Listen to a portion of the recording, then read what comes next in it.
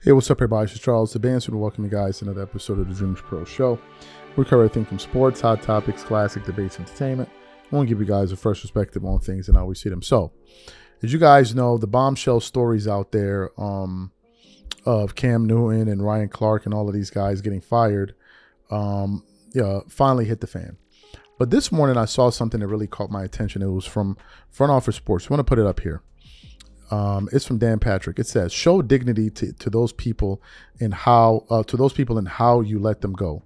Sports Talk host Dan Patrick on how ESPN handled their recent layoffs, and then he actually went on to give some very, very extensive comments. So what we want to do is want to play what he had to say here from his channel today, and then want to come back and react to his comments. Take a listen to Dan Patrick here. I've been gone from ESPN for 20 years now. I'm asked a lot of times about things that are going on at ESPN. And I always say, I don't know.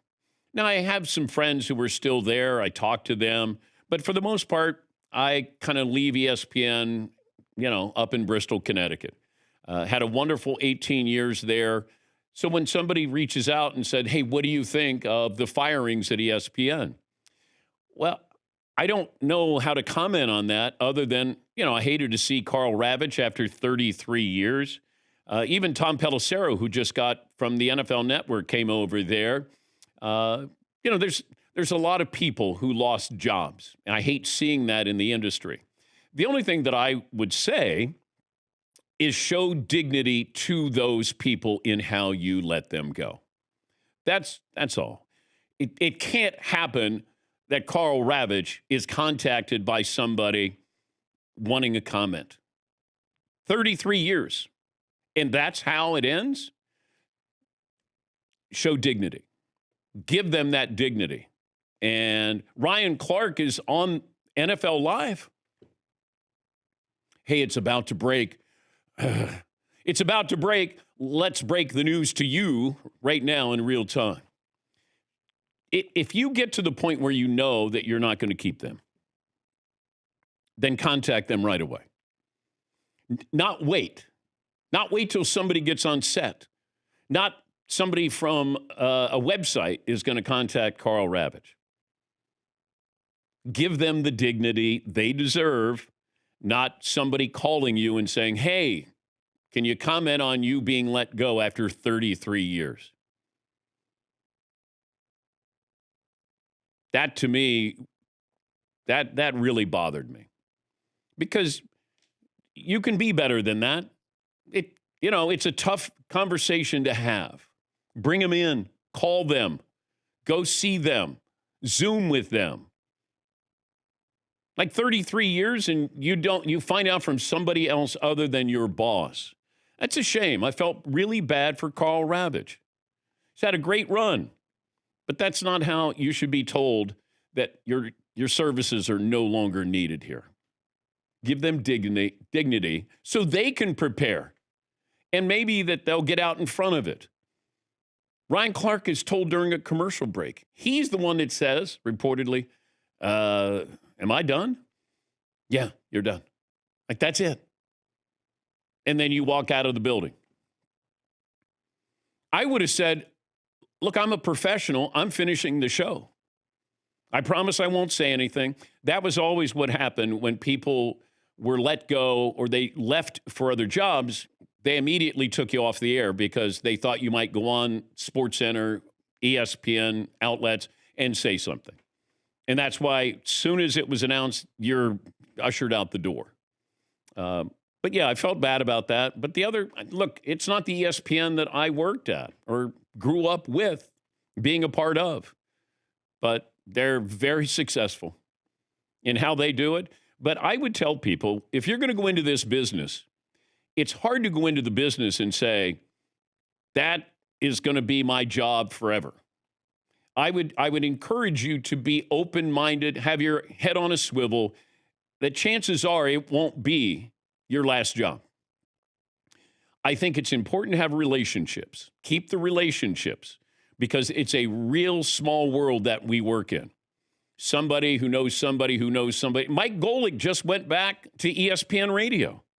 I wouldn't be surprised if he does a cameo on Get Up I mean, I would do that. Skip Bayless, they might be bringing him back.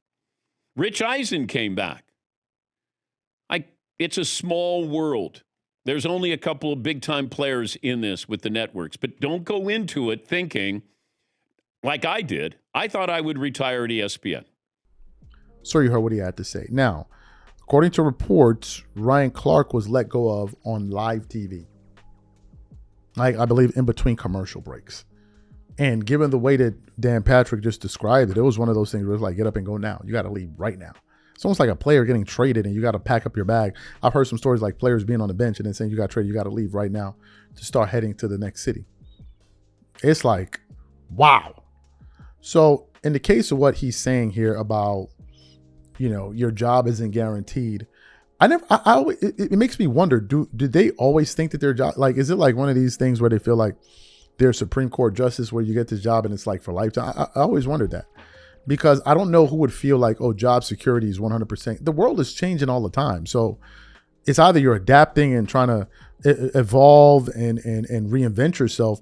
I don't know why people would feel like that could happen, because even if you're doing a good job, what if the company you're working for goes under? You never know, right? But in terms of what they did, this is what happens when you don't prepare for a rainy day. But in the case of Ryan Clark and Cam Newton, for example, they did.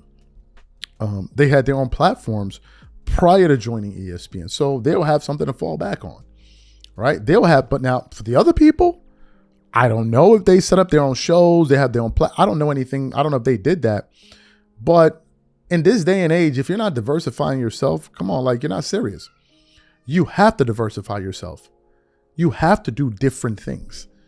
It's no longer this thing like I was listening to Patrick David a number of years ago. Just do one thing and do one thing for 20 years. It's like, bro, are you serious?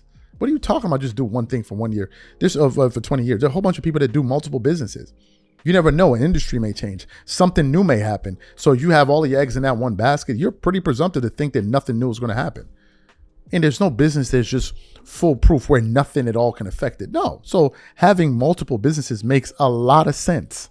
And I don't know why he was given that advice.